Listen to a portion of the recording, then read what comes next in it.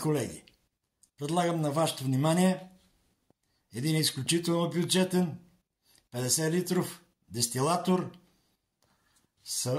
съоръжен с сухопарник. Както виждате, парите от кипящата повърхност минават през сухопарника, който по същество е въздушен дефлегматор. След това минават през кондензатора и изтичат навън през тази тръбичка. Като казвам бюджетен, цената за този 50 литров съд е 330 лева. Има към него термометър, циркулационна помпа, инструкция за монтаж. Искам да ви съобща, че за Монтанска, Врачанска и Видинска област предлагам лично предаване.